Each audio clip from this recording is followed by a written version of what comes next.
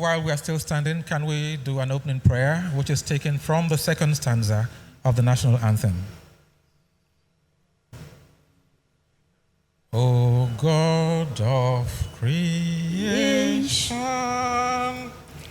direct our noble cause, guide our lead us right. How do you the truth to know?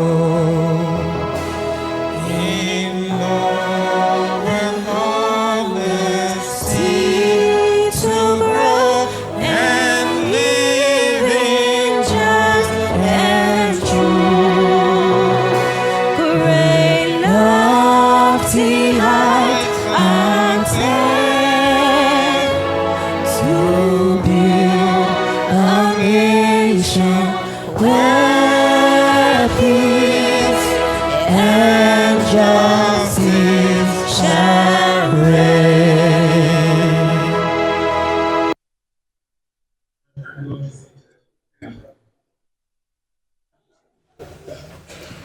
Welcome May I to the recognize ancient the presence city of Honorable Ikotepene Minister for Niger in Delta Akwa Ibom Development, State, Engineer South Abubakar Momo, Nigeria. FNSE. Please can we put our hands together for him? As we converge here for the board and And management with him retreat is Dr. of the Niger Shwari Delta Belgore Development OON. Commission. It is tagged renewed hope, a new era for vitality, peace, and development. My name is Sophia Teme George. Once again, welcome to this live broadcast on the Arise News channel. What a way to start the year, preparing for 2024. The Commission prides itself with a slogan, Rewind to Rebirth. And it says, the initiative is their vision, strategic vision designed to help recalibrate and engage with Niger Delta region, as well as the NDDC's overall intervention implementation plan. Those are the words of the Managing Director and Chief Executive Officer of the NDDC, Dr. Samuel Ogbuku. Ifedayo Abegunde. Let me also recognize the presence of the Abia representative on the board, Chief Eruba Dimba. The Akwa Ibom representative is Pastor Abasiadikan Robert Nkono. The Bayelsa State Rep is Elder Senator Dimaro Dembofa. The Cross River State representative is Chief Honorable Orok Otu Duke. I think they deserve a warmer round of applause.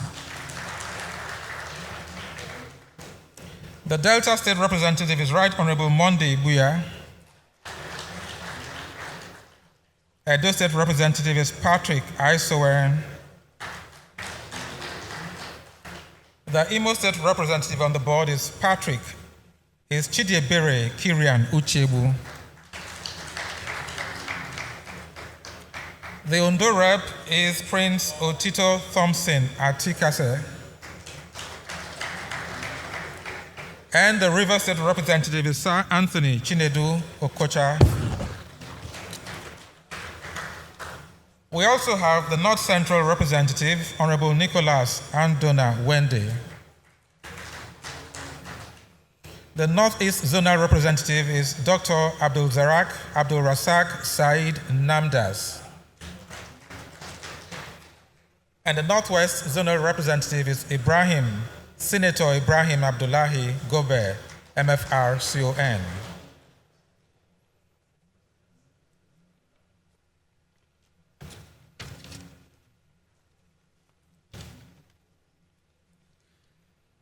It's also imperative at this point in time, without wasting much of your time, to recognize the previous board chairman and managing directors who have managed the affairs of the commission over time.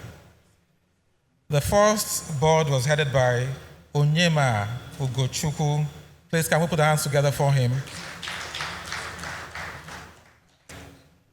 And we had Engineer Godwin Omene, who was the Managing Director, Chief Executive Officer. You also had the late Sam Edem, who was Chairman of the board, who died some years ago. May he so rest in peace. And we also, under him, we had the MDCO, Honorable Emmanuel Edesiri Agwariawodo, who later became a senator. And also, we had the indomitable Ndutimi Alaibe, Managing Director. You're welcome, the principal. So you also have the Larry Konya board. Larry Konya is an AVM retired. Under him, you had the MDCO, Mr. Chibuzo Ugwoha.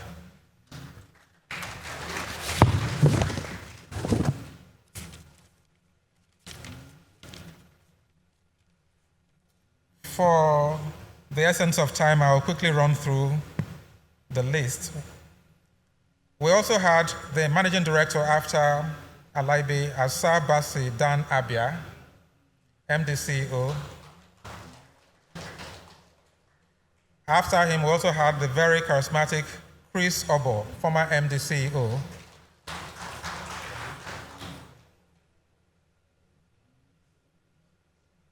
Next to him, we had the Chibuzo Ugwoha.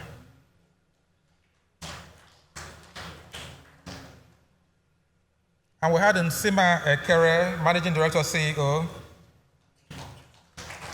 the very likable and passionate Nsima Ekere.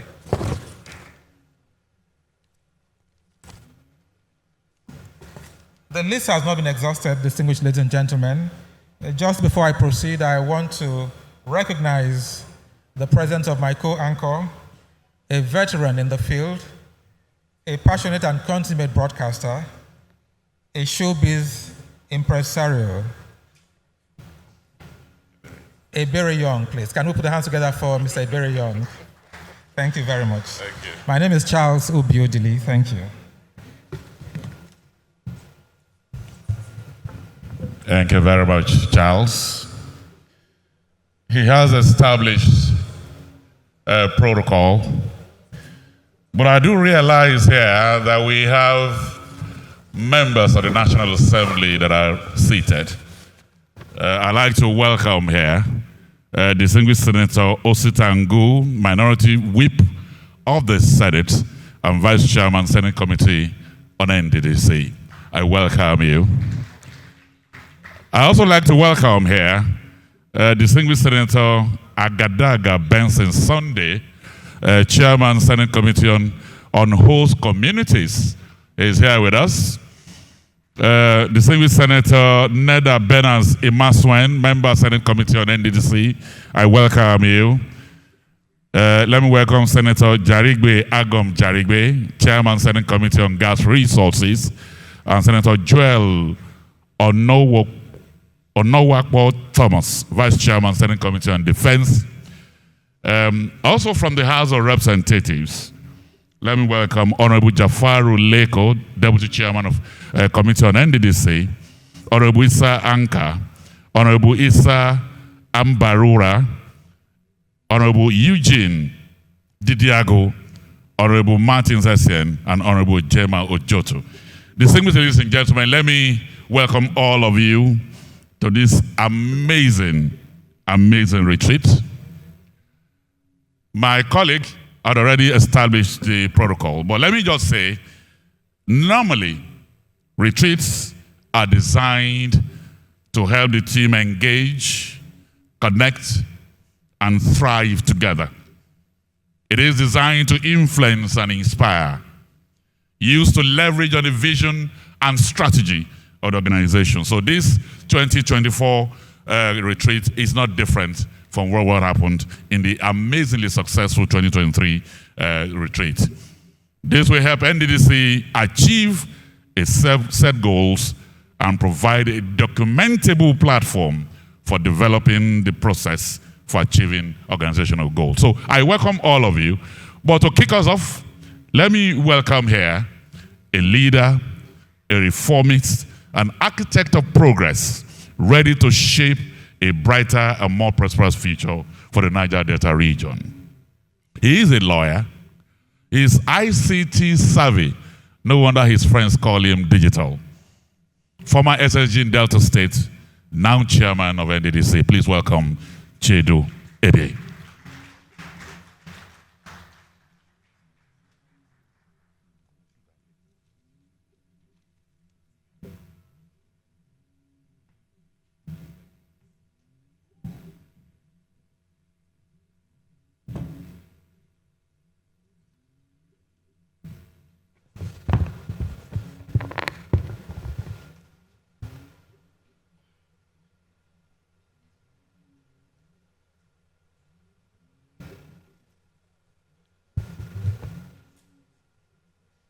The Honorable Minister, the Niger Delta Affairs, Engineer Abubakar Momo, the Senate Committee Chairman on Nddc, very well represented by Senator Ositangu, together with other distinguished senators here, the Chairman House Committee on Nddc, represented by Honorable Jafar Uleko and other members of the House of Representatives here.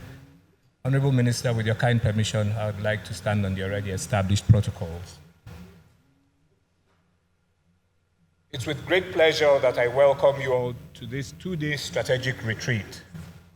Permit me to say without fear of contradiction that this gathering is a reflection of President Bola Ahmed Tinubu's strong desire to have the Niger Delta region transformed into a zone of peace and development. This accession is predicated on the fact that the governing board of the Niger Delta Development Commission, led by my humble self and comprised of other worthy Nigerians, was among the first federal government parastatal constituted by Mr. President upon his assumption of office last year. As a statutory requirement, members of the governing board passed through the necessary screening diligently conducted by the National Assembly. The board was then inaugurated on the 16th of November 2023 by the Honorable Minister. Since our inauguration just over 2 months ago, as a highly accountable and proactive board, we have achieved progress. Together, we have worked to dispel the negative narratives that once plagued the Commission, aiming to make that a thing of the past. Similarly,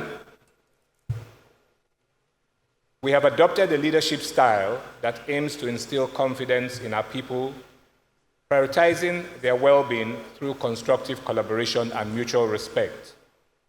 The objective of this retreat, which you will agree is very timely, is to further align the board and management of the Commission with Mr. President's renewed hope agenda. The objective is replicated in the theme of the retreat, renewed hope, an era of vitality, peace, and sustainable development. The sub-themes which are crucial to ensuring good governance have been drawn from the main theme to guide and enrich our conversation. I'm particularly delighted by the presence of the eminent and knowledgeable resource persons drawn from diverse leadership and management backgrounds to anchor and critically dissect the various sub-themes in ways that will foster profound and enduring faith between the board and management of the Commission. Therefore, as the retreat begins, it is important for us to make it rewarding by enthusiastically probing the purportedly settled answers about the development of the Niger Delta, while attempting answers to unsettled questions as well. This, I believe, is a shared responsibility by each and every one of us. Following a similar approach within this two-day retreat, we should propose strategies for the reintroduction and reestablishment of coordinated development to its proper place in the Niger Delta discourse. Design implementation ideas and ideals that will remind members of the board and management that we are confronted with a larger responsibility of nation building. At the end of this retreat, we should become aware that the main parameter for assessment as board members and management staff will largely be dependent on the way we discharge our fiduciary duties and the legacies we leave behind in terms of developing and improving of the region. Having clearly outlined the reasons why we are gathered here today, we must appreciate our Honorable Minister for Niger Delta Affairs, Engineer Abubakar Momo, for his immense support thus far. The board and management sincerely appreciate you and your team, comprising the Permanent Secretary, Dr. Shuaib Belgore, and directors from your ministry. Our gratitude also goes to the Secretary to the Government of the Federation, Senator George Akume, the chairman and members of the Senate Committee, today led by Senator Ositangu, and also their counterparts in the House of Representatives, led by Honorable Jafaru Leko. We thank you for your presence and your wonderful cooperation since our nomination and subsequent inauguration as members of the board. Honorable Minister, distinguished ladies and gentlemen, we had penciled down Mr. Boje Aigi Mokwede, a banker, entrepreneur, philanthropist, and worthy ambassador of the Niger Delta region, as a keynote speaker. Unfortunately, due to time constraints or issues, he's unable to join us here today. He probably will present the keynote address tomorrow at the second day of the retreat.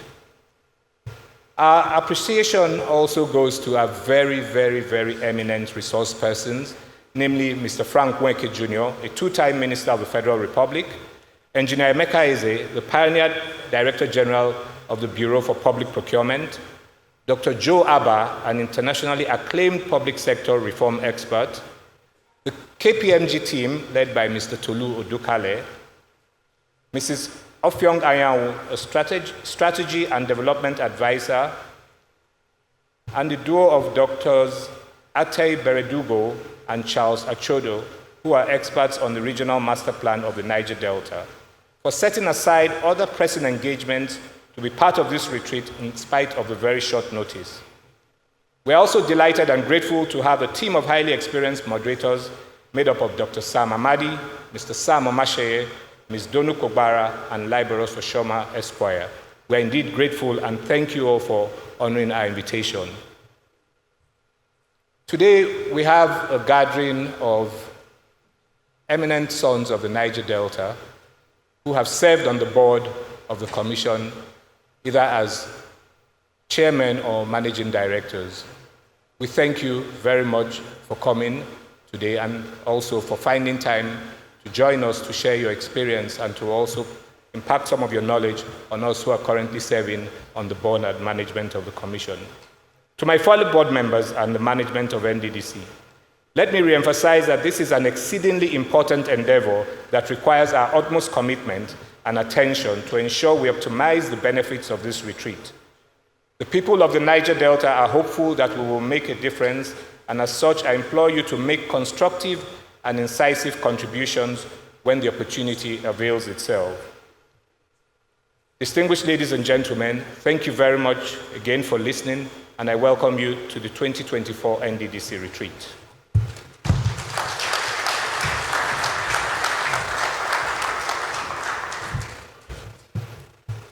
The chairman, governing board of the Nddc deserves a resounding applause.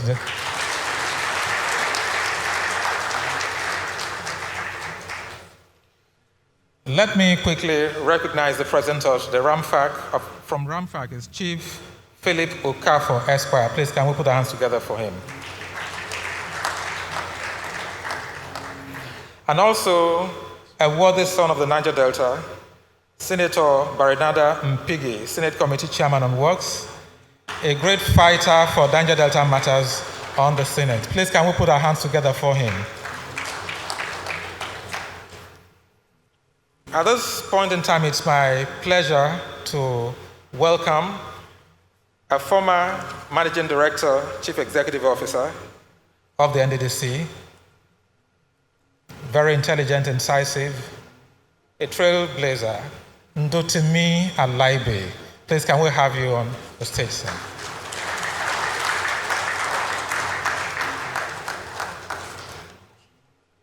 When the history of Niger Delta will be written in future, Ndotimi's name will appear in indelible gold print. Well, you're welcome, sir. The principal.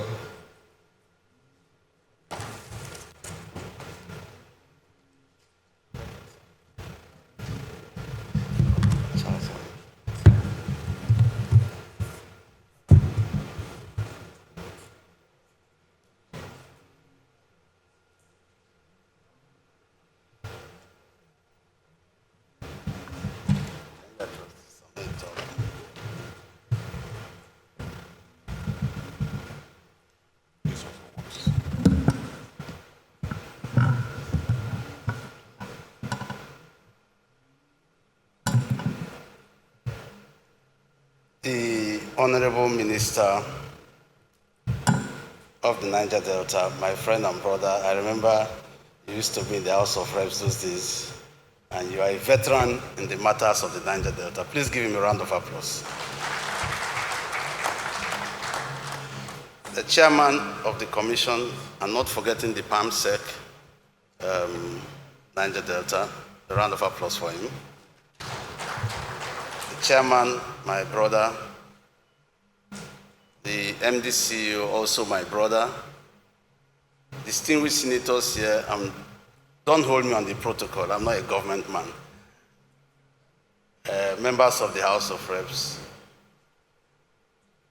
members of the governing board, my former colleagues, and some of us are now erstwhile. You know, when you finish, they say you are former, next time you are one time, and erstwhile. Whatever you are, congratulations for being here today, because this is our first time in a retreat since we left. Please give them a round of applause. The management of the commission and our dear staff. This would appear an ambush because I'm not supposed to speak at this time. But I believe it's a retreat, so it's a business session. So what I'm supposed to do is to set the pace for why we are here as a people. And that subject matter, as you all know, is about sustainable development. So what I'm going to do is to do some historical background on sustainable development so that we understand, even though we use the word anyhow or every time, we understand the foundation of sustainable and why it is important for the people of the Niger Delta, and we'll continue to talk about it. There are slides here, I have just talked through them quickly. And please, whoever is controlling the slide, please run with me. It's important that we do this within some reasonable time. So the subject of sustainable development, you all know, has been talked about severally. But the need came at some point after a team of scientists from MIT used computer simulation to model the Earth as a dynamic system. And their work was published in a book called Limits of Growth in 1972. In that work, they showed as a real potential for global collapse of biological support systems in which human life relied upon if we continue to do business as usual. In other words, if we continue to do business as usual, the simulation at the time said there will be collapse. And this idea of sustainable development even emerged as a response to the problem of nations' inequality, where you had poor nations and rich nations, and vis-a-vis the increasing population, such that there was worry And those days of when we talk about globalization, there was worry as to how we are going to feed this population increase. By, for example, 2050, 9 billion people, expected 9 billion, how are we going to feed them? How are we going to, for example, take care of their health, education, and even provision of clean water? How are we going to do that? How are we going to talk about how to protect the biodiversity, biological diversity? And of course, how are we going to make sure industrialization is for progress? And so, the all-round definition over time that we know of sustainable development is the development that meets the needs of the people, current needs of the people, present needs, without compromising the ability of future generations to meet their own needs. Now the question will be asked, can anyone estimate the future needs of the people? Who can estimate what the future needs of people will be in 2050, for example? That's an impossible or difficult question to respond to. But there is something we know, that if we continue the way we are, business as usual, without proper planning, without consideration of the future, there is bound to be what? Collapse. And that can be guaranteed if we continue without proper planning, without recognition of the imperatives of sustainable development. So sustainable development is about the relationship between the environment, nature, and the economics. And that interface, you can see, what is the network between, or the interface between environment, the economics that is growing, and then the people, the humankind. Judging from that definition, we all know that we need to do something different. That's why the United Nations responded over time about the SDGs and so on. You know the different pronouncements. Now it's about 17. I need to talk about the importance of sustainable development so that you can really understand the nitty-gritty in terms of the environmental stewardship and protection. Our planet's resources are finite. They are limited. So we must behave differently. If we exhaust the resources, there will be no resources for future inhabitants of the earth. Let me give an example. Let's say in the next 100 years, a lot of us will not be here. So what those children and grandchildren will eat, or what their situations will be, should provoke us today. That's the subject of sustainable development. How do we safeguard the environment for them? Today you talk about climate change and all that. It is also the background or the foundation for this discussion. In terms of the economic growth, how do we develop economies without causing wahala? Pollution, deforestation.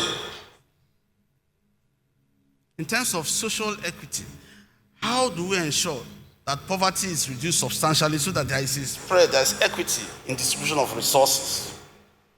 And in terms of wealth and well-being, are we able to emphasize clean air, drinking water, clean drinking water, and then adequate food for the people? And you all know what's happening today. We have a food crisis in some of our communities. And it involves long-term thinking. So it involves long-term thinking. We must think, and focus on not just today, quick profits. We must think of not just immediate benefits, but how our actions today will affect our future.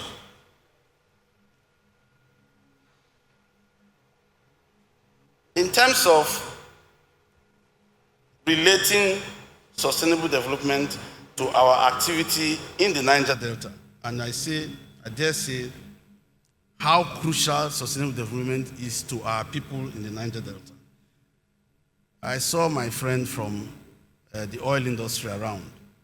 I need to talk about this because it's important.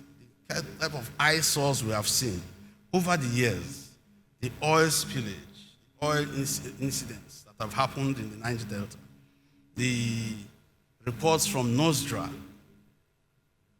a total of 822 spills between 2020 and 2021. On what environment? The Niger Delta environment. Crude oil theft that has gone on for some time. Over 9 million barrels of crude were stolen only in 2022. The environmental damage to our communities, the fundamental destruction of waterways, contamination of the ecosystem is something that should provoke us as development personnel in the Niger Delta. The pollution, and you can mention quite, the socio-political implications of this are there.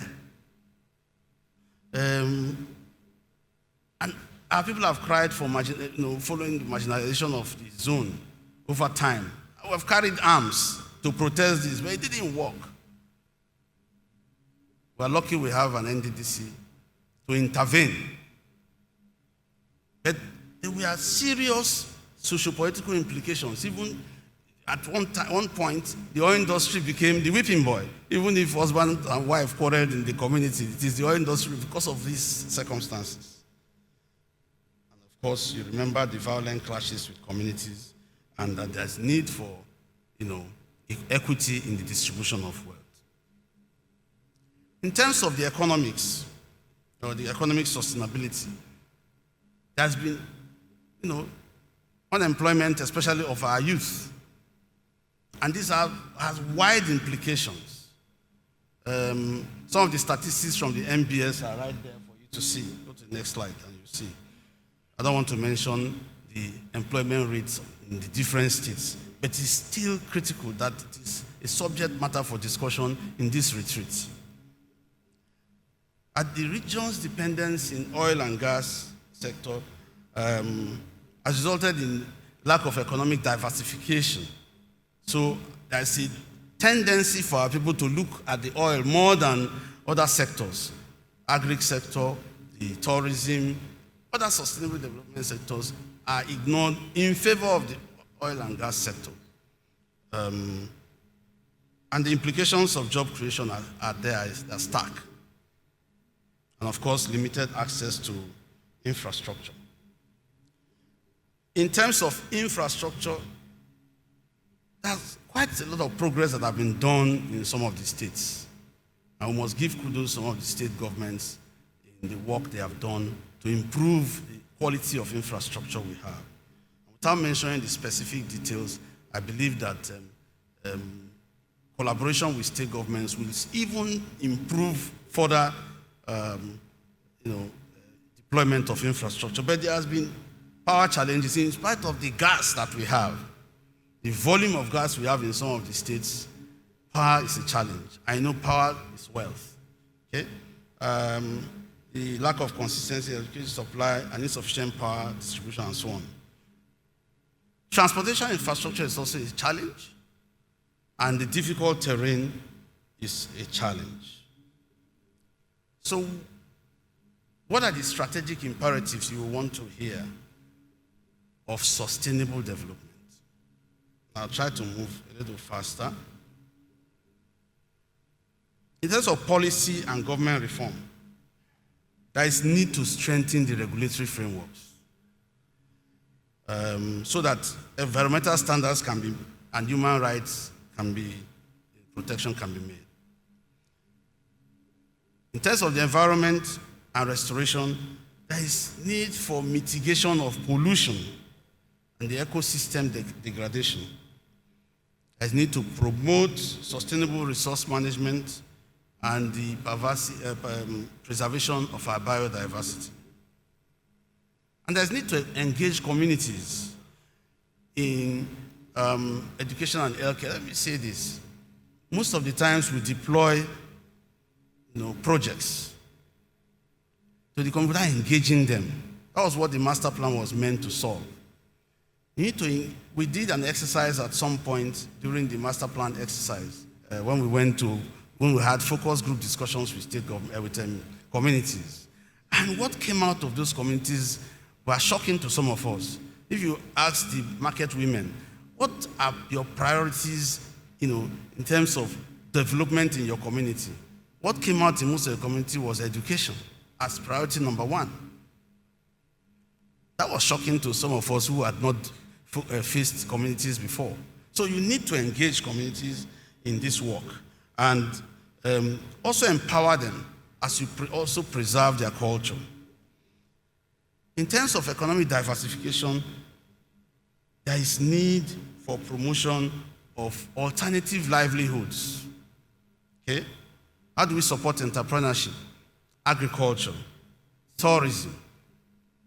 And, we need to partner for critical infrastructure deployment. How do you create jobs, support local industries, and how do you reduce poverty? In overall, the overall government policies need to be, realigned with the strategic vision of the development partners. In terms of I've spoken about the environment and so on, but there is need for us to, I haven't discussed the general framework of sustainability. There's need for us to now think. It's like a case study if we're in a working session.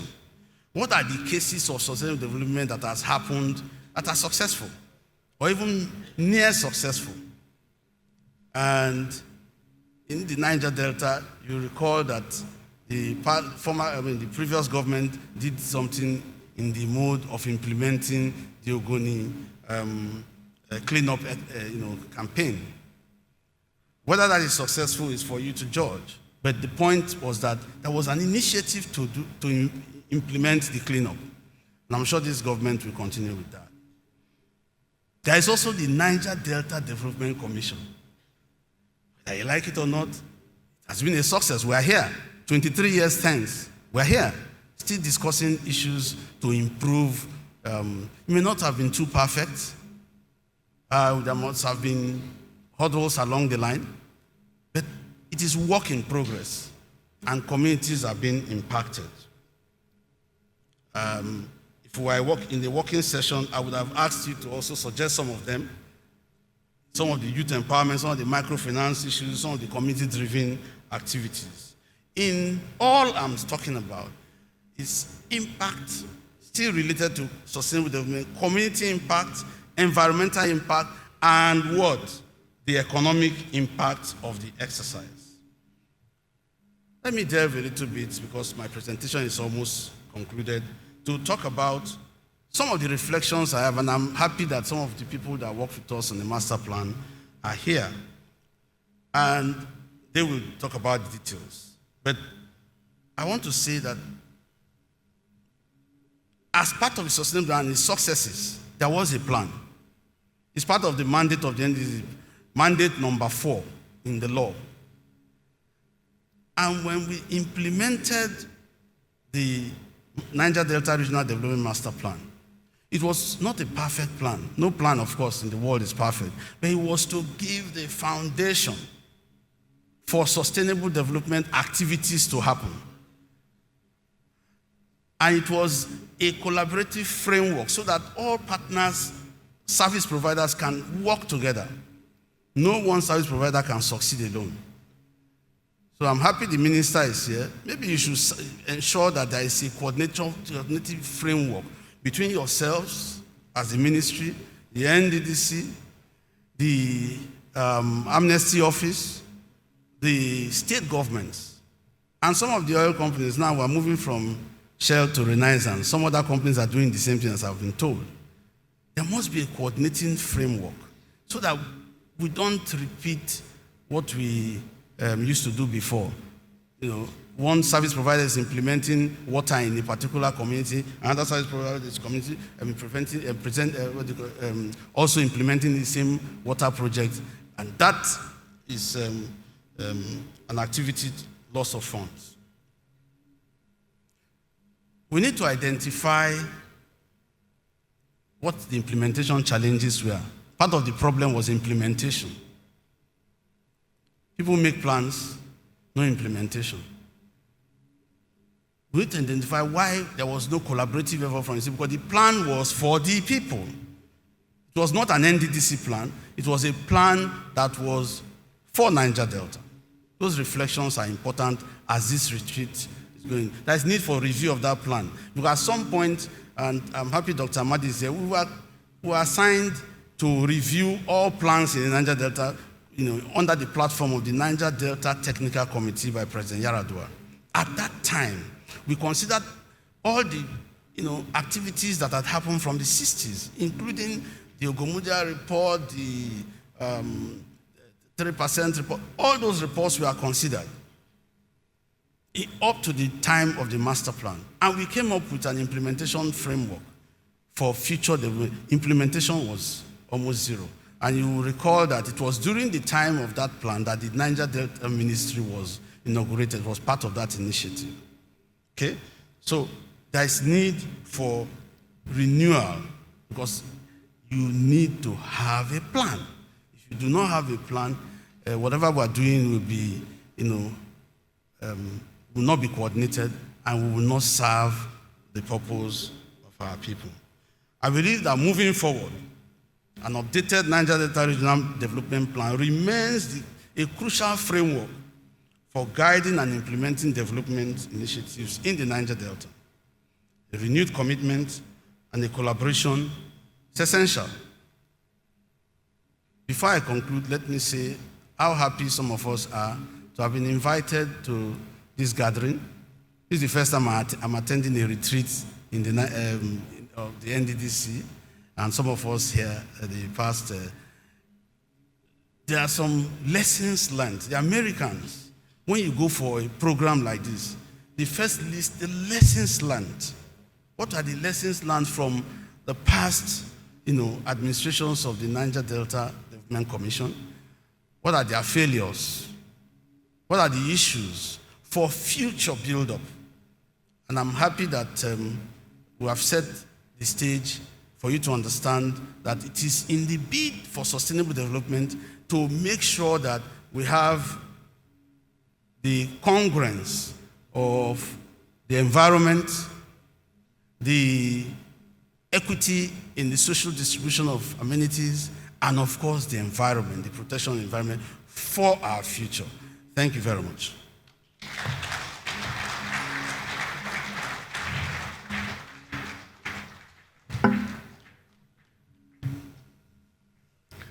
They don't make them like him anymore. An amazing technocrat, politician, businessman, passionate about Niger Delta. Can we give him another round of applause? For me, it is absolutely clear from his presentation that sustainable development is a pathway to the future that we all want. And all over the world, one central theme runs around sustainable development: leave no one behind. That's the central theme. And that's what he has summarized for us here. As we develop the Niger Delta, leave no one behind. We'll quickly go into goodwill messages, and we'll be kicking off from the National Assembly. It's my pleasure to welcome here the Vice Chairman of the Nddc Committee in the House of Reps. He's a young person who loves national development and loves his people. Only recently, he empowered over 2,000 people in his constituency. He represents the very good people of Das, Tafawa Balewa, and Bogoro Federal Constituency. Please welcome here Jafaru Gambo Leko.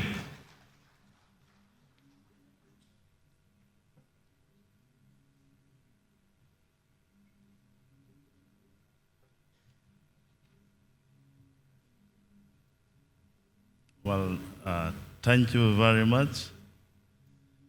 Your Excellency, the Honorable Minister of Niger Delta,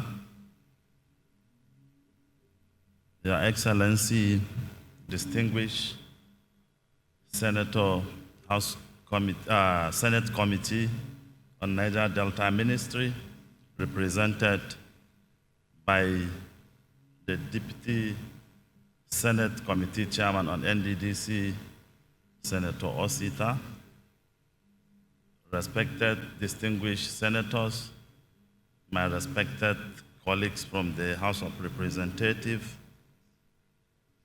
the Managing Director of Niger Delta Development Commission, the Chairman of the Board of Directors of Niger Delta Development Commission, respected board members and management of Nddc, distinguished ladies and gentlemen, I'm Ajahn Honorable Jafar Rileko. I'm standing in for my chairman, Honorable Tache Swenu Ibori, who is unavoidably absent, attending to other national issues. I must commend her for her commitment and passion for the Niger Delta region. She is indeed a daughter to be proud of.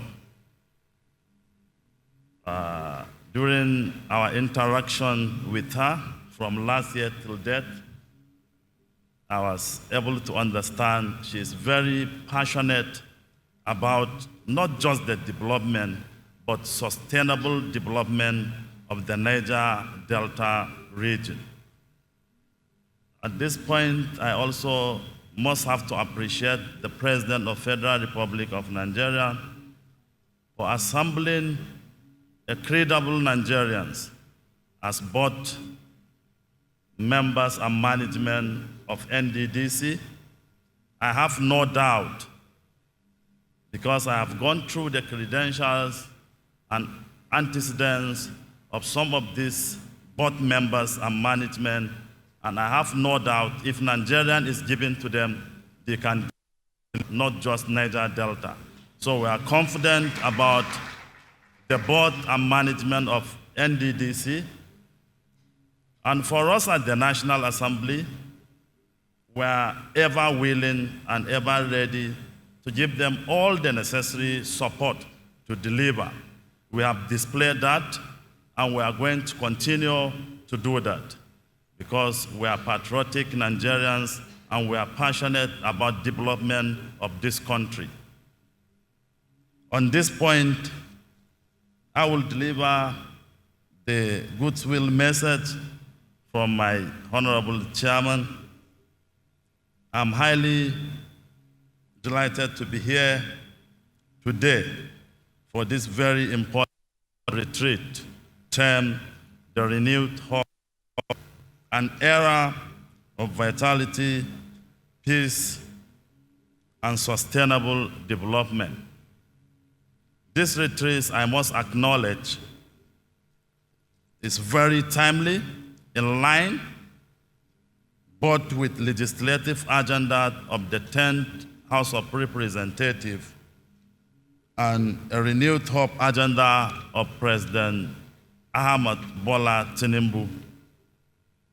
As you may be aware, the 10th House of Representatives, and indeed the National Assembly, has outlined a robust agenda for itself that is designed to blend with the vision of current administration of President Ahmed Bola Tinubu to address issues that will positively impact the lives of Nigerians, bring about desired socio-economic development, prosperity for our people.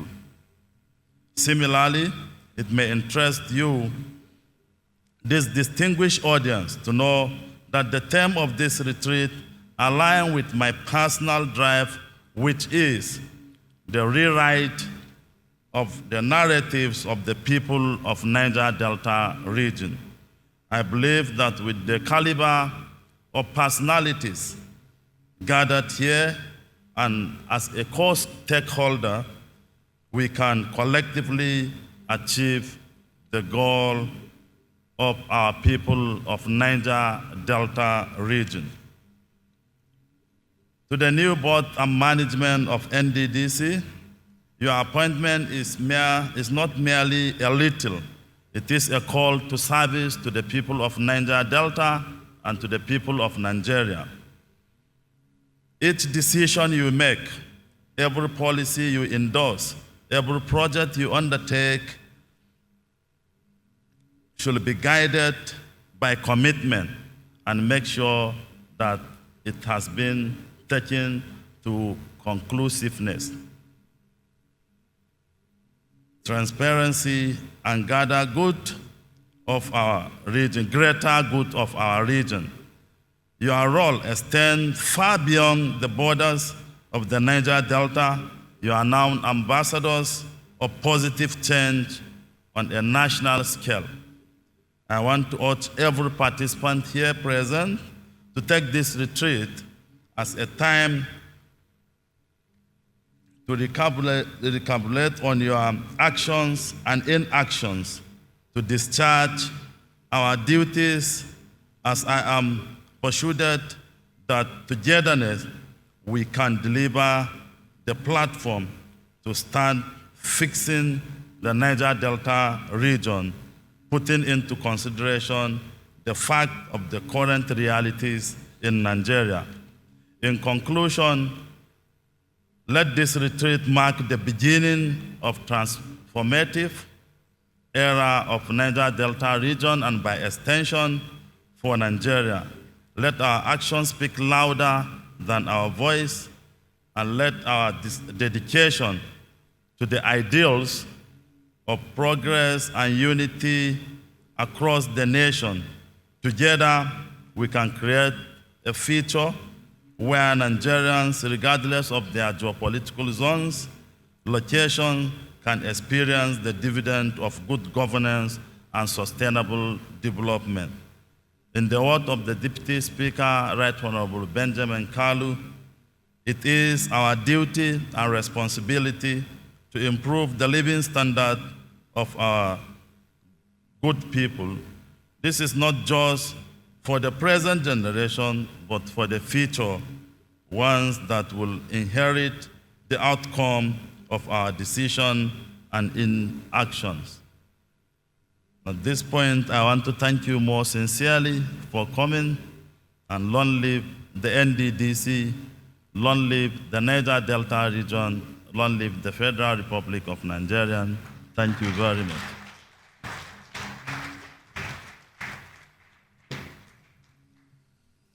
For making it to Akwa Ibom State, we say thank you to you. Long live to you, and long live to Bauchi State, where you come from. We appreciate you. Thank you very much. Let's appreciate him one more time. Thank you very much. We thank you. We'll be moving to the Red Chamber now in the Senate. And the man that will be joining us is the chairman of the Senate Committee on Nddc, the former Commissioner of Finance in Cross River State, an amazing technocrat and a wonderful politician. The senior Senator Asukwa Ekpeyong will be joining us virtually. He's already online. The senior Senator, we welcome you. Thank you very much. You're welcome. Good morning. The floor is all yours now. Thank you very much. Let me start by apologizing for not being able to be physically present at this all-important retreat. I was originally scheduled to be here. I was originally scheduled to be in Chu, in Ikotefena, on the 7th and the 8th. But it seems the retreat had to be moved by a couple of days. Unfortunately, I had a pre-arranged engagement where I am representing the Nigerian Senate at the United Nations headquarters for the UN parliamentary hearing here in New York. And so I opted to give this goodwill message remotely. Thank you for the opportunity. All laid down protocols observed. Ladies and gentlemen, it is with mixed emotions that I welcome you all to this retreat for the new board and management of the Nddc. Aptly themed, renewed hope, an era of vitality, peace, and sustainable development. On the one hand, I am excited for the future of the Niger Delta region, as the board and management team currently charged with the responsibility of steering the affairs of the Commission is comprised of some of the most brilliant, dedicated, and experienced individuals ever to steer the affairs of the Nddc. And on the other hand, I am also experiencing some bouts of anxiety because I am convinced beyond the shadow of a doubt that this might be one of the last opportunities for us all to lay a solid foundation for turning around the vast majority of Nigeria's wealth. The problem of the region are well documented, but we must not fail to amplify them at every given opportunity. Our region is one of the world's largest wetlands, rich in biodiversity, but severely affected by oil spills, gas flaring, and waste dumping, leading to a loss of arable land, water pollution, and destruction of ecosystems. Pollution from oil extraction activities have led to a range of health problems being suffered by our people, including respiratory issues, skin diseases, and other serious ailments caused by contaminated water and air. Oil exploration and environmental degradation have led to the displacement of communities, with people losing their homes and traditional means of livelihood with neither adequate compensation nor relocation support. And in spite of the wealth all generated from the region, we suffer from poor infrastructure, lack of access to clean water and reliable electricity, inadequate healthcare, and a poor quality of education for our children. These are but a few of the challenges we have faced over the years. However, we are also faced with a new reality. The global shift towards renewable energy driven by the adverse environmental impact of fossil fuel extraction. It is imperative that we consider a strategic transition to diversify our region's economy and reduce our dependency on fossil fuels. Our vast natural resources, including abundant sunlight, water bodies, and arable land, provides the Niger Delta with the potential to become a leader in renewable energy. For this reason, we must increase our investment in solar, wind, hydro, and biomass energy projects, and in the process create a new blueprint for energy production that is sustainable, clean, and economically viable. These investments will not only help mitigate the effects of climate change, but will also generate employment, spur innovation, and create a more diversified and resilient economy in the region.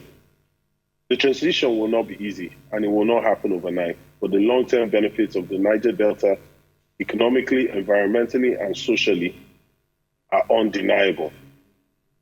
By taking bold and decisive action now, we can ensure that the region remains vibrant and prosperous for decades to come. No longer shackled to the necessities of the fossil fuel market. As you set forth on your mandate to transform the region, I also urge you to place technology at the forefront of your development strategies. Implementing geographic information systems and remote sensing technology for effective planning and management of infrastructure projects can ensure that resources are utilized efficiently. Drones and satellite imagery technology could be used for monitoring construction progress and for the maintenance of existing infrastructure. Deployment of sensors and satellite imagery to monitor oil spillages, gas flaring, and other environmental hazards can enable swift responses and help mitigate the impact on local communities and ecosystems. In agriculture, embracing precision agriculture through the use of drones and data analytics can boost productivity and sustainability. This approach can optimize resource use, improve crop yield, and increase the profitability of the agriculture and aquaculture sectors. And the use of digital platforms for education can bridge the gap in educational infrastructure. I encourage you to view technology not just as a tool, but as an enabler of broad socio-economic development. And by harnessing the power of technology, the NDDC can lead the way in creating a more prosperous, sustainable, and equitable future for the Niger Delta region. The Commission must pivot, just as the United Arab Emirates did decades ago, and just like the Kingdom of Saudi Arabia is aggressively pursuing presently, to an economy beyond oil.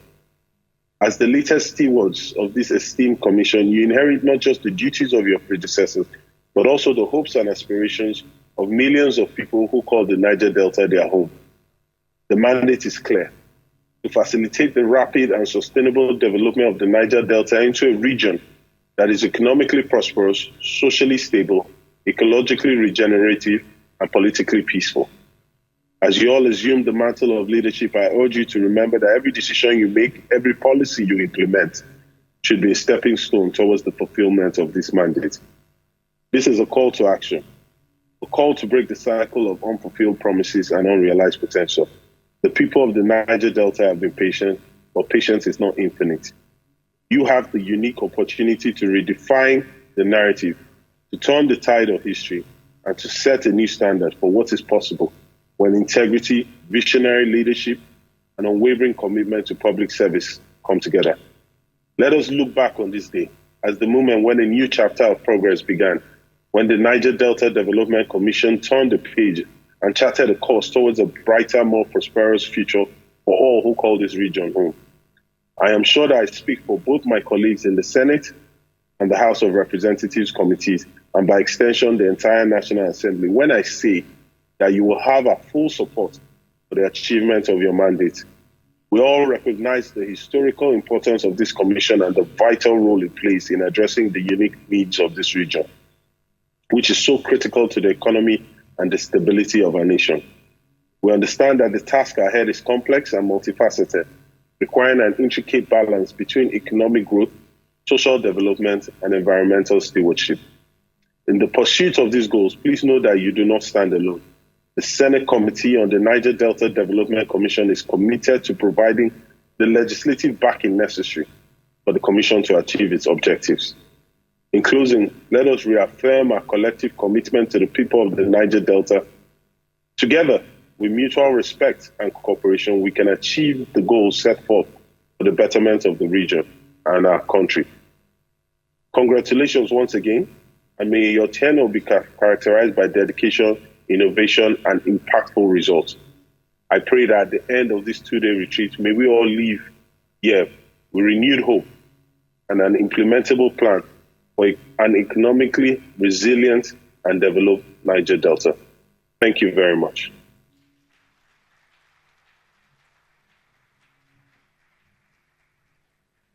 Thank you very much, distinguished Senator. We appreciate you for finding time to do this. I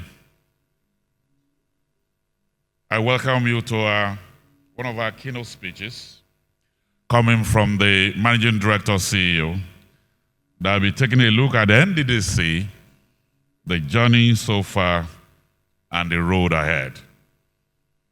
This man is described as being passionate, focused, self-motivated political scientist, described as a leader and a capable hand.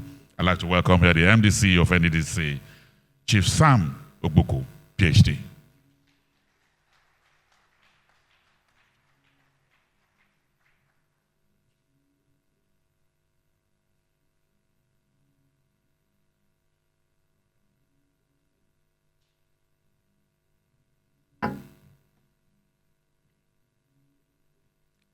The Honorable Minister of the Ministry of Niger Delta Development, the Permanent Secretary, distinguished senators and House of Reps members here present, the Chairman of the Governing Board of the Nddc, Executive Directors of the Governing Board, former MDs and former chairmen who came here to honor us, I welcome you specially. Directors and staff of the Nddc, ladies and gentlemen, The NDDC was created by an act of parliament in the year 2000. This year makes NDDC 24 years old. And a lot of persons have different impressions about NDDC. Not until you come into NDDC, you will not understand what many persons have sacrificed to sustain NDDC to where it is today. I want to congratulate the former administrators of NDDC in the persons of former MDs and former chairmen for sustaining this vision of the government of Nigeria, which I consider a palliative to the people of the Niger Delta to mitigate the development gap in the Niger Delta. Some persons over the years have called for the cancellation of NDDC without knowing what NDDC has achieved in the past. But just to start, first thing we'll ask ourselves, what did the people of the Niger Delta agitate for? The people of the Niger Delta agitated for water, good hospitals, roads, and access to good transportation. And most of these persons who were agitating as at then, they were not agitating for the improvement of urban life. They were agitating for the improvement of the rural communities. So NDDC started as at then, focusing on the rural communities by taking development to the rural communities in order to also reduce urban migration. NDDC built lots of jetties, concrete roads in our communities, schools. NDDC even embarked on free medical health care. NDDC built hospitals. If you look at the projects NDDC have completed in the past 20 years, you'll be amazed at the record we have in NDDC. Yes, a lot of persons expected NDDC to build third mainland bridge in the Niger Delta. Of course, we deserve it in the Niger Delta. Some persons will argue a lot of money have been sunk in NDDC and nothing has been done. I can assure you a lot has been done. I challenge you, you go to most of the rural communities in the Niger Delta today, the only government presence you see in these communities is only NDDC.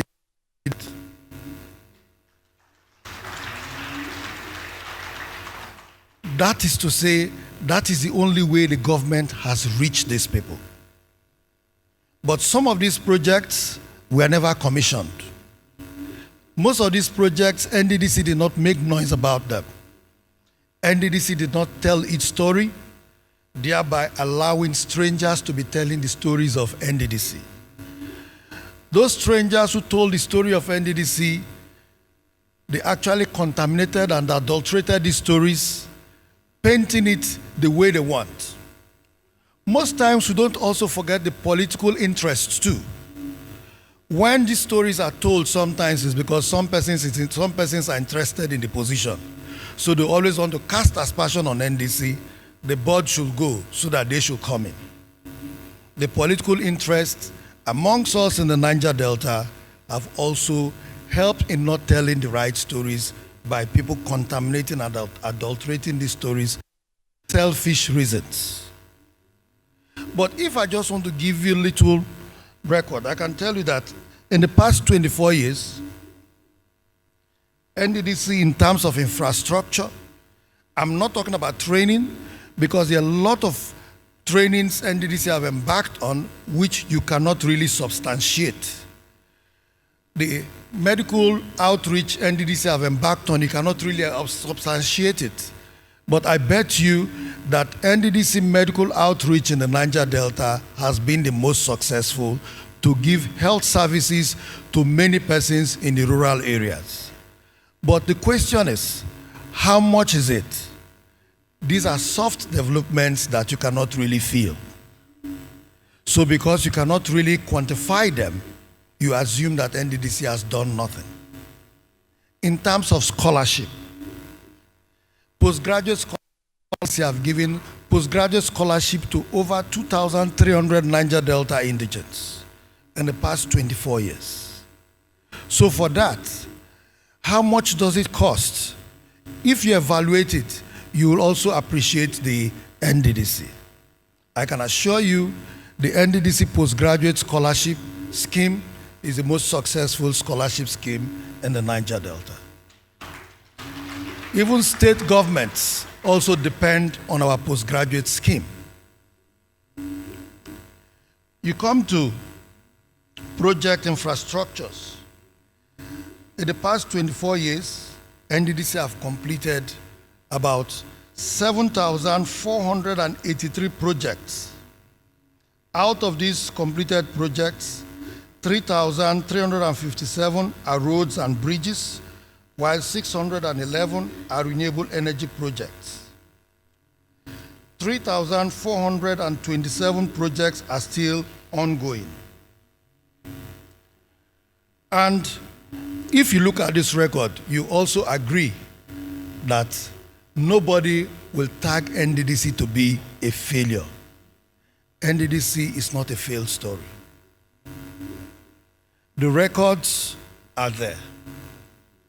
But however, having carried out projects in our rural communities to mitigate the immediate economical and developmental challenges in our communities by providing potable water, which was actually one of the major things our people agitated for, roads, hospital, because those who were agitated were not people who lived in the urban areas.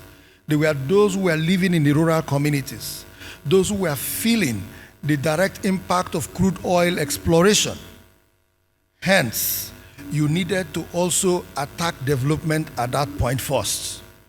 And in attacking development at that point, NDDC did all this for the communities to also feel the impact of governance.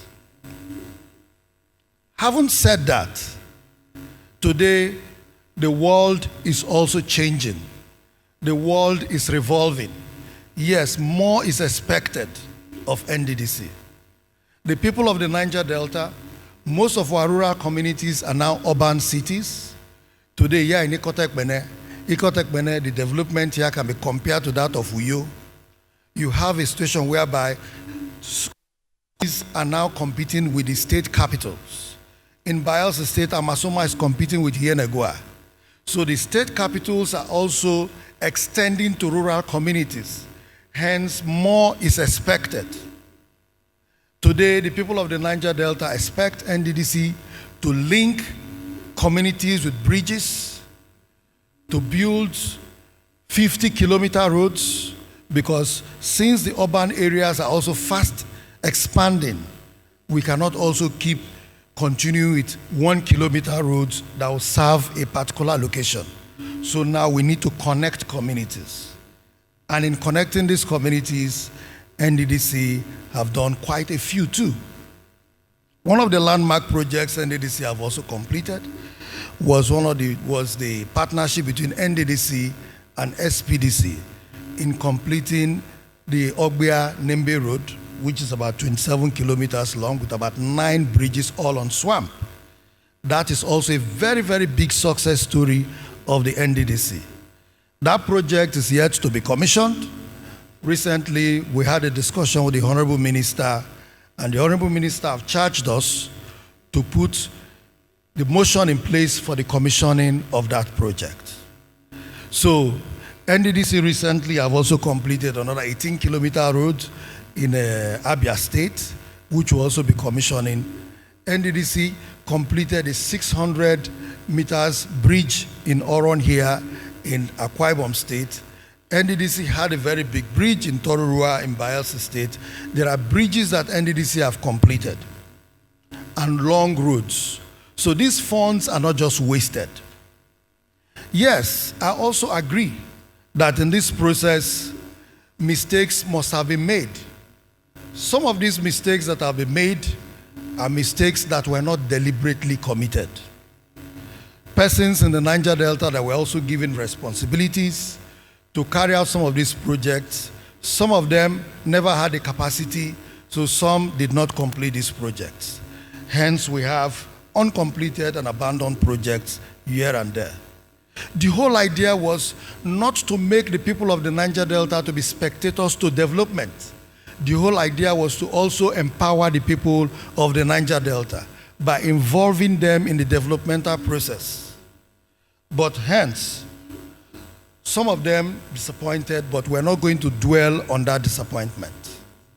Some of these processes were also administrative mistakes, which we must also accept. That is why, on assumption of office, I felt it was time for us to look backward, it was time for us to look forward. Then we came up with the policy of rewind to rebirth, because it is said that if you miss your way going forward, sometimes you go back to where you started so that you can actually navigate your way through. So we came up with the policy of rewind to rebirth.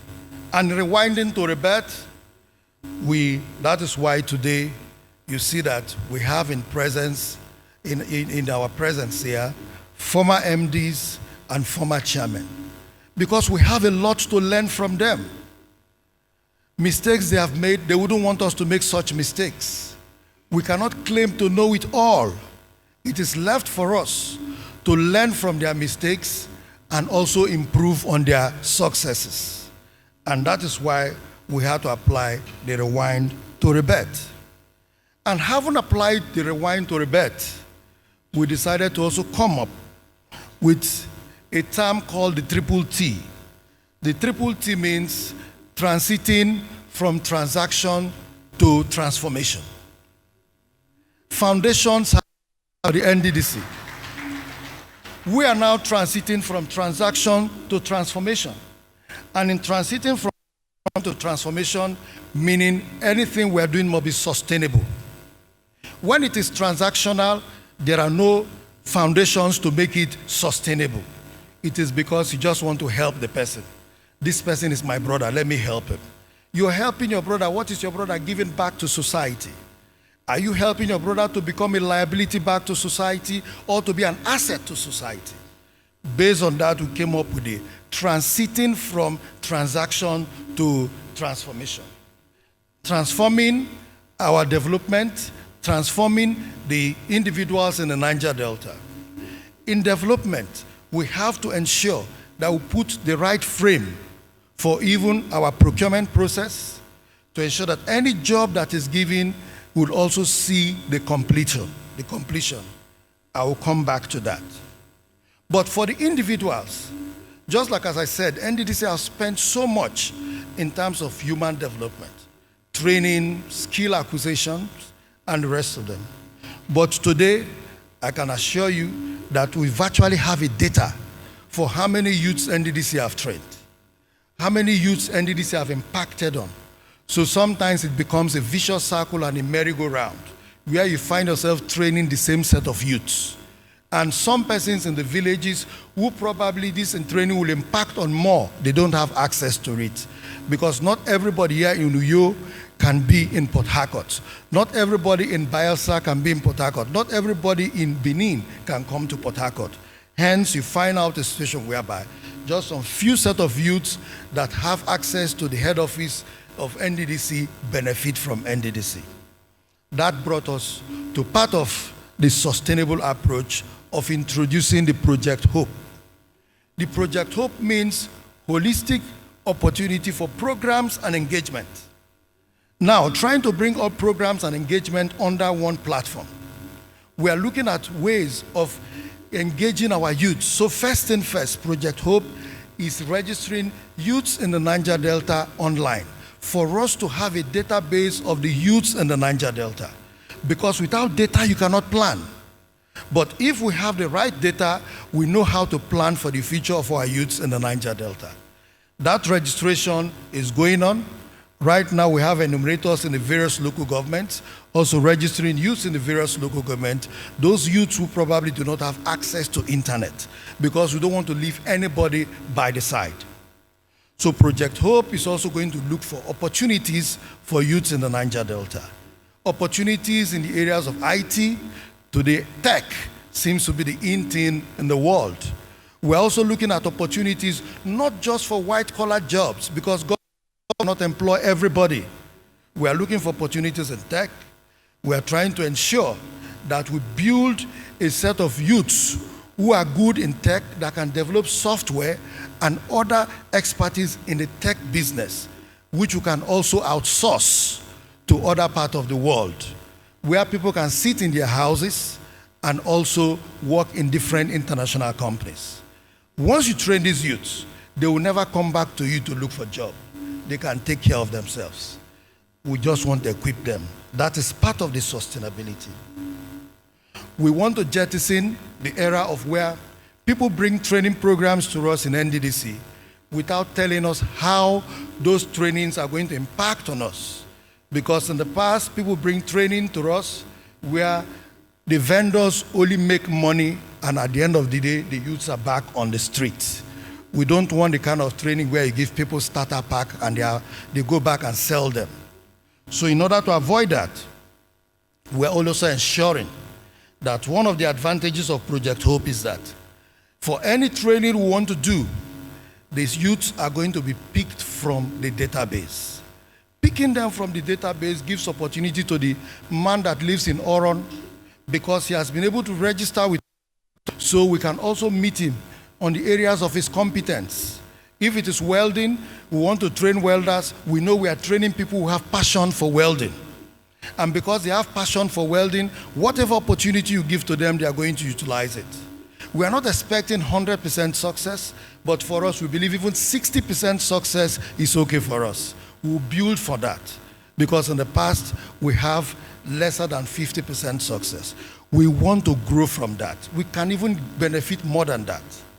So those are part of the advantages of the Project Hope scheme, which we are trying to do now as board and management. And I know that even the board, even our board meeting yesterday, it was something that was very, very passionate to every board member, that we are looking at how to fine-tune it to serve the people of our region better. Then, in order to ensure that this platform is sustainable, to take us out of transaction completely, because Nddc over the years, a lot of people just assume Nddc is a ground for transaction. Yes, I agree with you, because one thing was missing. The difference between Nddc and NCDMB, the difference between Nddc and NMPC, the thing that is missing, why people think there's political interference, why people think it is a transactional ground, was because there was no corporate governance structure. In identifying that, Nddc have procured the service of KPMG to design a corporate governance structure for Nddc, which is going to be in operational very soon. KPMG is also here. Right now, they are one of our partners. KPMG is an international reputed firm that will also guide us in our corporate governance. Once that is put in place, we believe anybody that comes to Nddc, you know that we are in for serious business. We are doing this to also regulate ourselves internally and also to secure the investment of anybody that wants to come and invest with us. Nddc have also decided to go into partnership. But nobody wants to partner with you if they don't see good corporate governance structure that you have, because they want to be sure of your compliance system. That is why we are putting down all this framework. And in terms of sustainability, yes, we also talk about engaging entrepreneurs in the Niger Delta as also transiting from transaction to transformation. We have to transform our entrepreneurs. We cannot leave them behind. So we have created a structure to bring together entrepreneurs in the Niger Delta, and not just wasting money to say we want to support people with 10 million naira for agriculture, 10 million naira for whatever. We have created a structure that creates about sustainability. The structure we have created is the Niger Delta Chamber of Commerce. The Chamber of Commerce is going to be a hub that will bring together entrepreneurs in the Niger Delta, where if we want to engage entrepreneurs, we engage with the Chamber of Commerce. Let them populate the list of what number of entrepreneurs who want to engage. With that, we know that if it is something of sharing risk, the Niger Delta Chamber of Commerce will share the risk with us. Meaning whoever you engage in is someone that has a verified business that has been identified by the Chamber of Commerce. Because you cannot be a member of Chamber of Commerce if you don't have a verified business that is working. So we want to tie this to the Chamber of Commerce. All these we are doing to ensure that we create sustainability so that every 1 naira we invest is also bringing out the right results and not just wastage. If there has been wastage before, there is not going to be any wastage anymore. We are trying to block every hole and to ensure that we create sustainability. Now, the next thing I want to I talked about the infrastructural development. On infrastructural development, I just want to break it down into two for us to see. You know, in the past, all these projects that I called that Nddc was able to complete, most of them were done during the pre-TSA. You understand with me that TSA is a very, very good policy. It brings about accountability and transparency by ensuring that government agencies are accountable and there is transparency. Yes, government agencies in the past abused the opportunity of, having account with commercial banks. It was abused, I agree. But in Nddc, in the pre-TSA era, Nddc achieved a lot because there was flexibility for Nddc to partner with banks. There was flexibility for even contractors to even get APGs. You'll agree with me that right now, under the TSA, we lack that flexibility.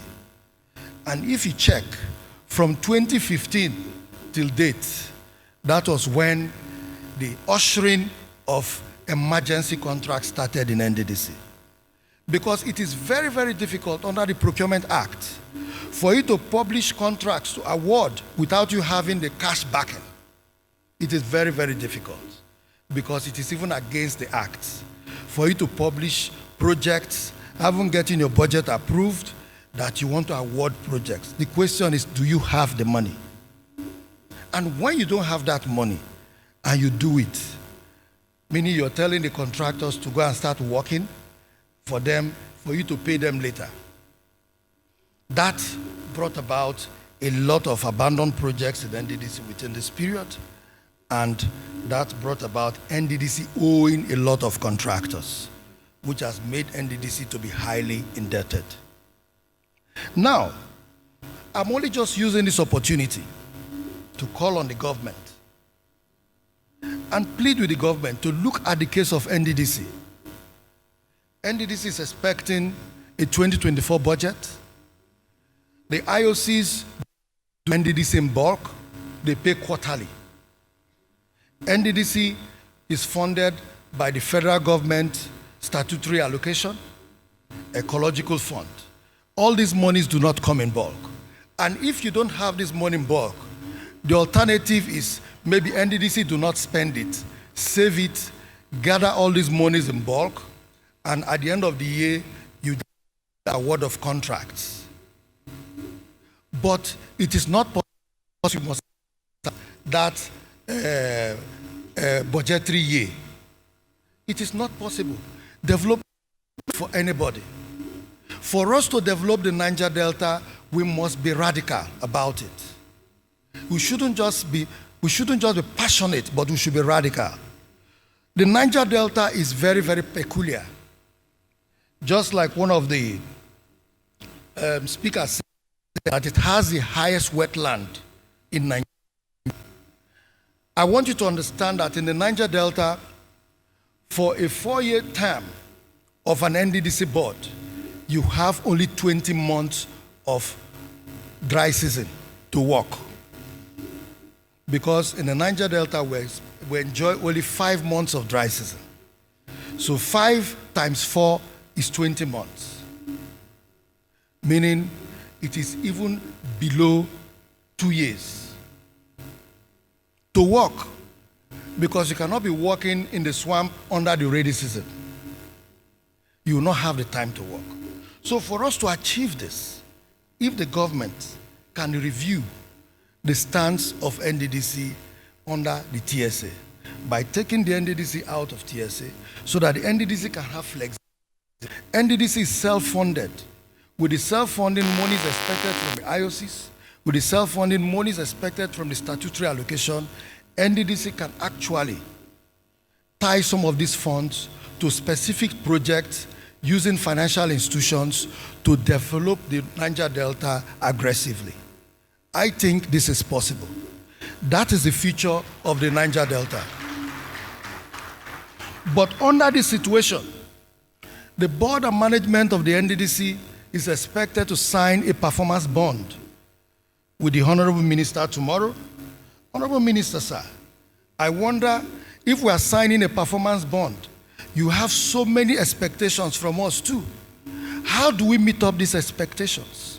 When these monies come in trickles, people only aggregate what comes to Nddc at the end of the year, but you cannot just use this money at the end of the year. These monies are being spent.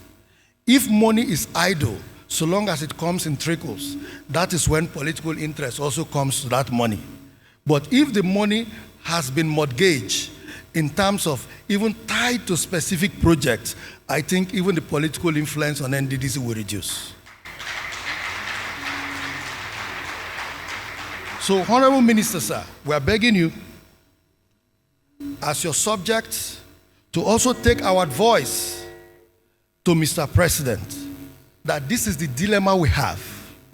In the past, the former MDs under the TSA era that have seen not to have done much, this is the dilemma.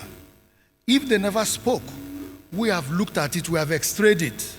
We have looked at both pre and present, and we have seen that this is where we have problems. Nddc should operate like state governments. Most of the state governments that have been compared to Nddc, sir, most of these state governments, they get these projects by getting banks to fund them because they have expectations annually.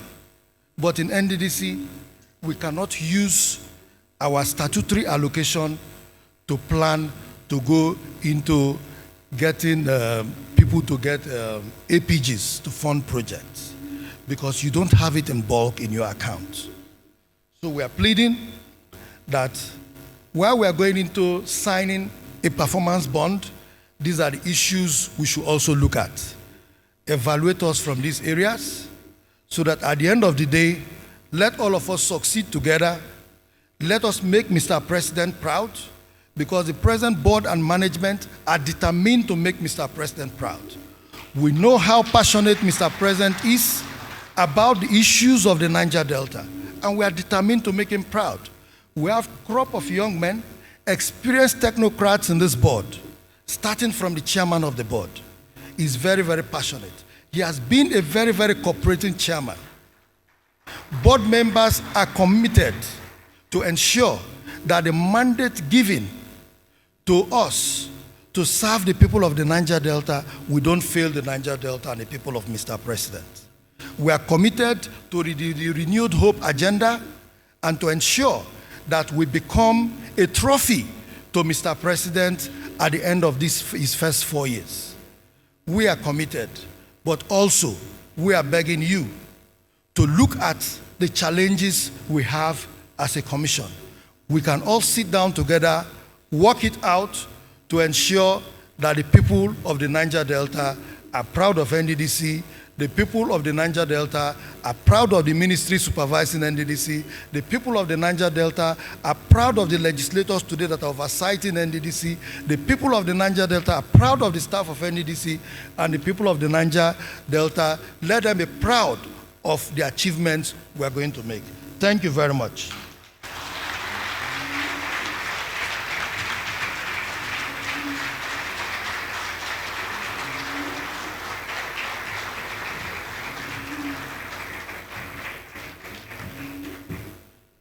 We appreciate the MD CEO of Nddc, and we say, can we give him another round of applause and appreciate him?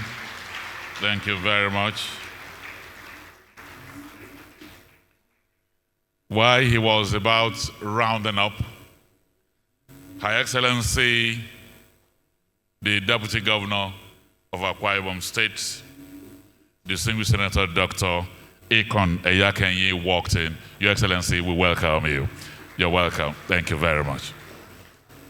Also here, the distinguished Senator Barinadan Mpigi, Committee Chairman on Works in the Senate, is also here with us. While the Managing Director was talking, he hinted at what they are doing in postgraduate program and had wanted to also generate an applause that has a master's degree. One that has a master's degree. Is it possible? An applause that has a master's degree. Thank you. So without much ado, let me welcome here a man that his friends call him Mr. Parliamentarian.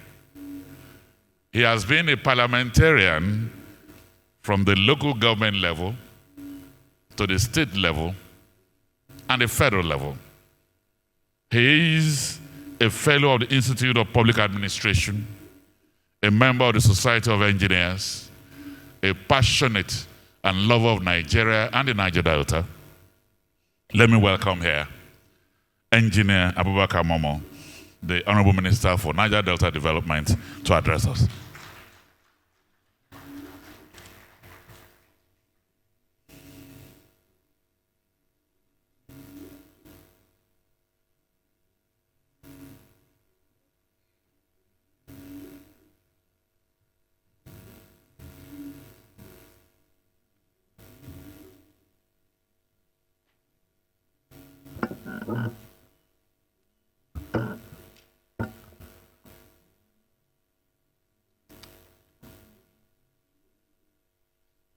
Your Excellency, the Deputy Governor of Akwa Ibom State, representing the Governor of the state, let me recognize the presence of all distinguished senators here present and members of the House of Representatives.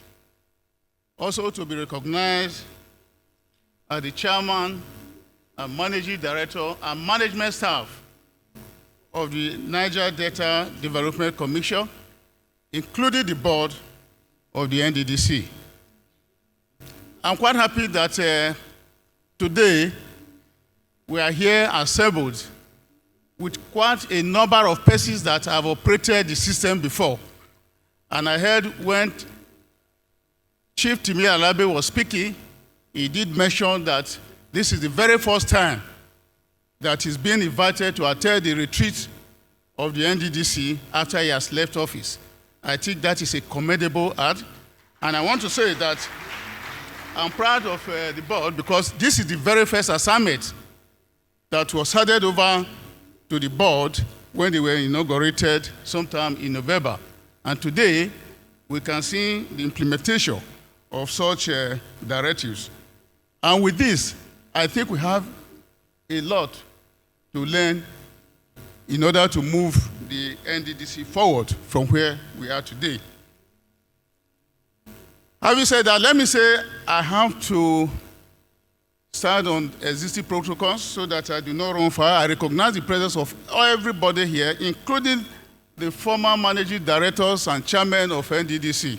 I can see quite a number of them here. Some of course, we came together in the same flight, and I didn't know they were also coming for this same vet. I'm very happy to be in your midst today. Let me say that I'm delighted to present this keynote address at this very strategic retreat for the new governing board and the management of the Niger Delta Development Commission, Nddc. This retreat presents us with the opportunity to interrogate and prescribe solutions in our corrective quest for sustainable development of the Niger Delta region. This, of course, has been emphasized by various speakers. The significance of a retreat platform in which management comes together to brainstorm, cross-pollinate ideas, and constantly chart new ways to strengthen and reposition the organization cannot be overemphasized. Hence, this occasion could not have come at a better time than now.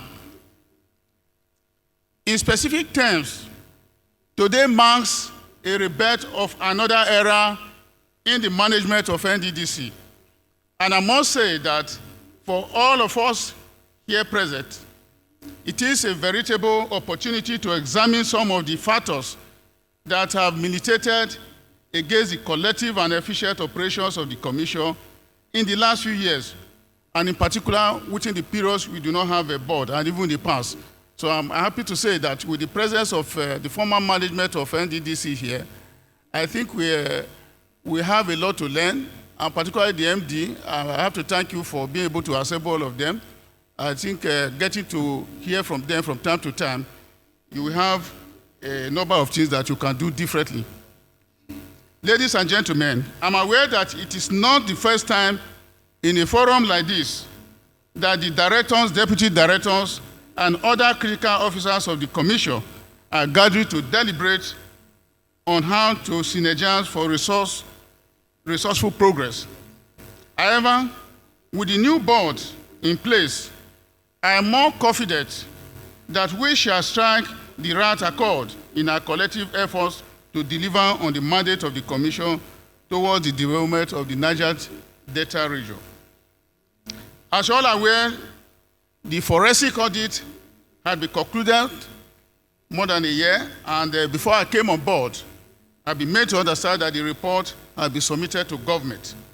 While the white paper on the report of the forensic audit is being awaited, it is important to let you know that some of its recommendations are already being implemented. An example is the constitution of a new board of the Commission. You can remember that at the time the forensic audit was going on, the Niger Delta Development Commission did not have a board. There was no board in place. But immediately after the completion of that assignment, a new board was inaugurated. So we have to thank Mr. President for this proactive measure. The tasks before this new board shall include a faithful implementation of the recommendations of the report of the forensic audit in line with the President's Renew Hope agenda. Let me avail myself of this opportunity to remind us that if we must make any headway in charting the desired roadmap for sustainable development of the region, all hands must be on deck with every courage it deserves to tackle those factors that have constituted a clog in the wheel of development programs and policies in the region. To this end, I urge the new board and the management of Nddc to cautiously strive to enthrone a regime of strengthened institutions through a transparent and realistic adherence to extant financial regulations, public procurement acts, public service rules, and compliance with administrative guidelines regulating the relationship between parastatal government-owned companies and the government. I'm quite happy because when they mentioned the cream of people that will talk to us either today or tomorrow, I heard quite a number of them, like the first DG of the Bureau of Public Procurement, that's my former president of NSC, that's Engineer Emeka Eze. I'm sure he's here in the hall. So I think we need to hear from you so that some of those areas that are not be well handled can be handled better when they live here. It's expedient that I draw your attention to the need to constantly monitor and evaluate the performances of all contracts to ensure compliance with the scope and other details. On our end, as the supervisory ministry, I will ensure that adequate monitoring measures are put in place in my office to guarantee quality and swift deliverance of projects that can stand the test of time. When the MD was talking, we heard quite a number of projects have been done in Nddc, which is very correct. Nobody can doubt that Nddc over time has been able to churn out a number of projects. But one thing is very important, that in most of the states, particularly in my state, in terms of road construction, they are nothing to write home about, because it's better you spend 20 naira to achieve success than to go and spend 5 naira. At the end of the day, 1 or 2 years, such roads give way. We need to do things differently, particularly this new board, such that once you want to construct 10 kilometers of road, let it be 10 kilometers. You put the money that can deliver it so that people will see value for money. I think it's very important. Commitment to make a difference by the federal government through the ministry's intervention in Niger Delta. The President Ahmed Bola Tinubu-led government has resolved to ensure a strong political and institutional corporate governance that fosters judicious and prudent use of public resources, quality service delivery, and rule of law. Hence, unlike in the past, you now have executive director in charge of corporate governance. I'm sure you'll be working hard with the KPMG that the MD said that I'll be invited to do work in the agency. With regards to overall policy direction, under his current leadership, the ministry has prioritized the following: implementation of the harmonization of all development plans of all agencies and development partners operating in the Niger Delta region into a single integrated regional development plan as a roadmap to accelerated development of the region. We believe such harmony in development design will deliver the synergy and momentum surely needed for the rapid transformation of the Niger Delta region.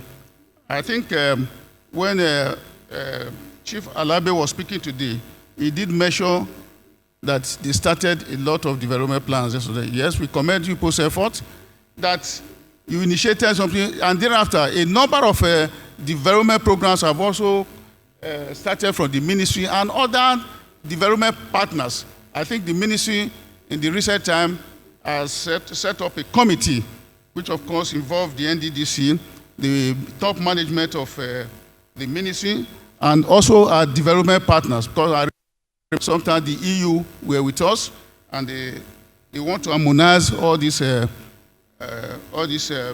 plans for purpose of developing the Niger Delta region. And again, that is also contingent upon the availability of funds, because all these plans have always been there, but the resources have been very, very scarce to implement them. 2, collaboration and partnership with critical stakeholders, beginning with state governments in the region. We believe both the ministry and Nddc must collaborate rather than compete with the state government in the region to best deliver value to the majority of the people. The collaborative strategy is also the cornerstone of the relationships with community leaders and oil companies that operate in the region. Just last week, in demonstration of our faith in positive partnerships, the ministry had a robust chart in a meeting where the commission's case was firmly defended.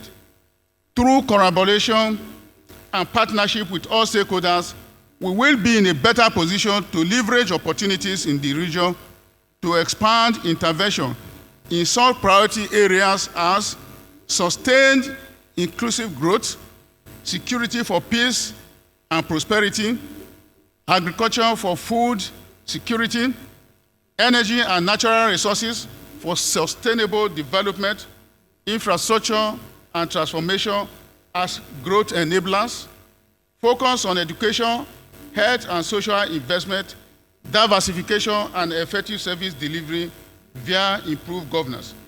The above 8 presidential priorities are broken down into ministerial mandates and signed for ministry and departments of government. The ministry has 10 of such mandates to be implemented for the period 2024, and Nddc is a critical partner in achieving this deliverable. That brings to mind the request by the Nddc in respect of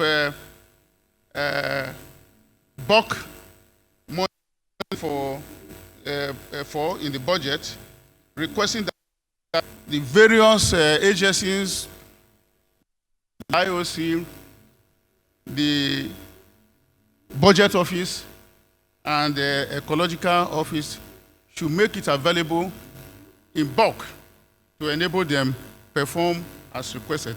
Well, that is a very beautiful idea, and I don't want to talk on this publicly. Your request will be carried forward, but I want to make a quick remark that for us in the ministry, we have signed this very board with Mr.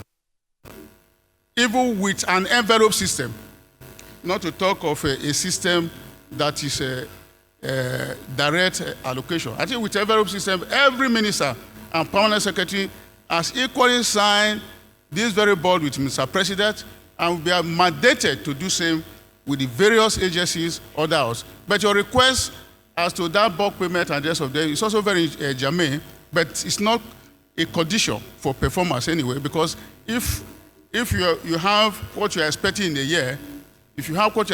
year, you make budget, you do your procurement plan as it's supposed to be, you expect that in the next 6 or 5 months, you will be able to make payment.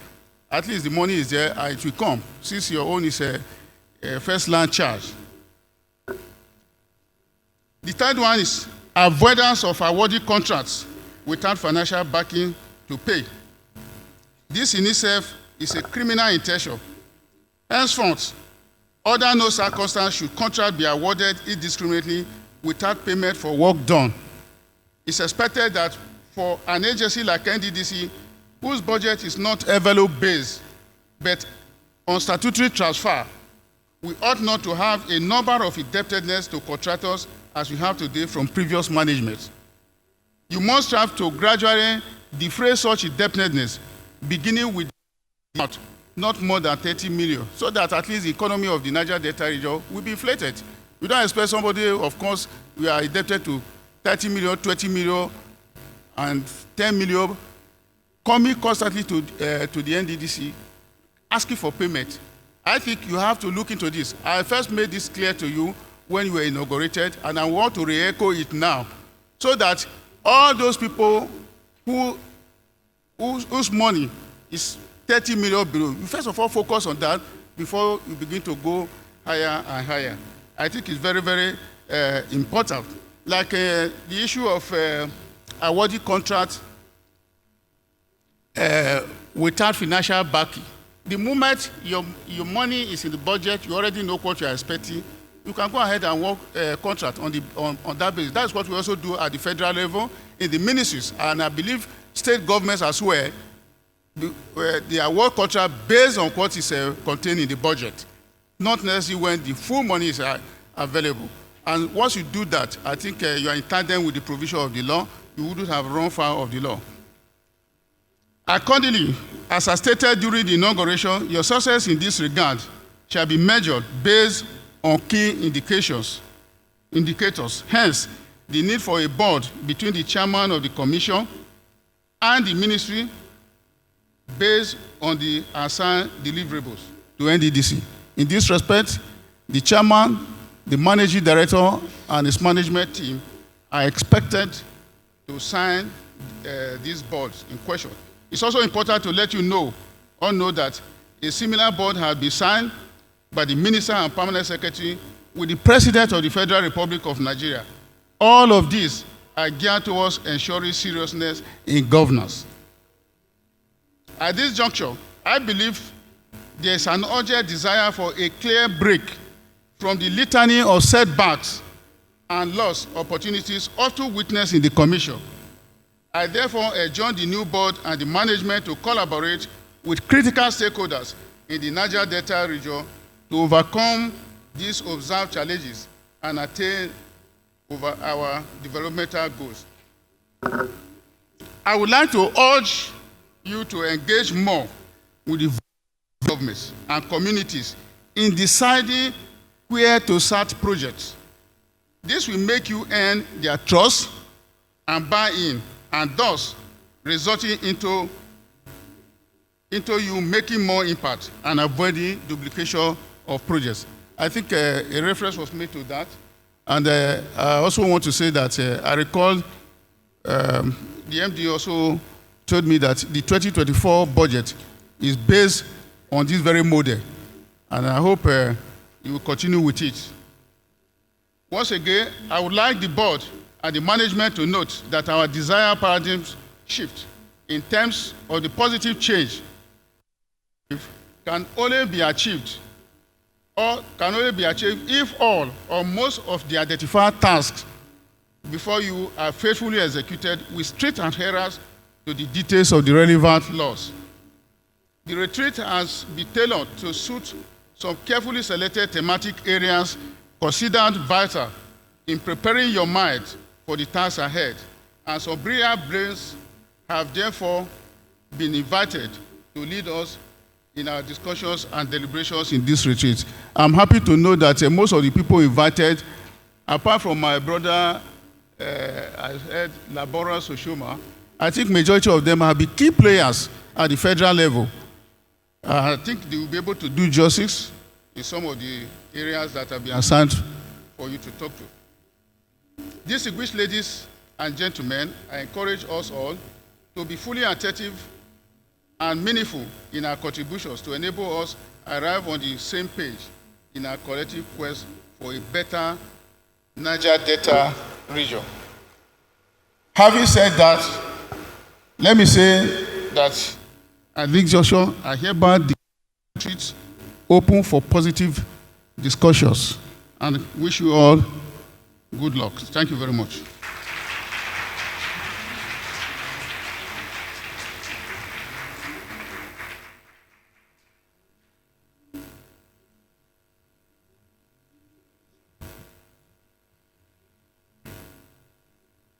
Thank you, the Honorable Minister.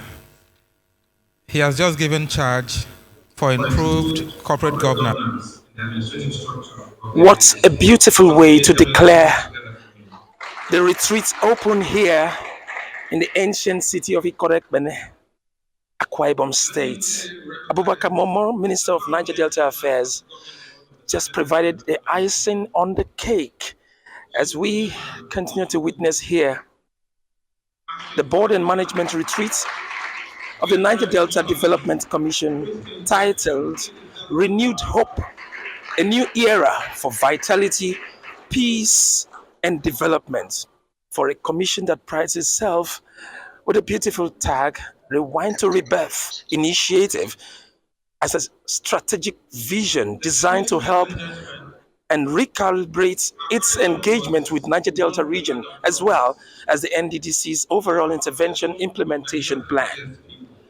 This is the much we can take on the program today. The retreat continues tomorrow. At this point in time, I would like to say thank you for watching. I am Ofieteme George.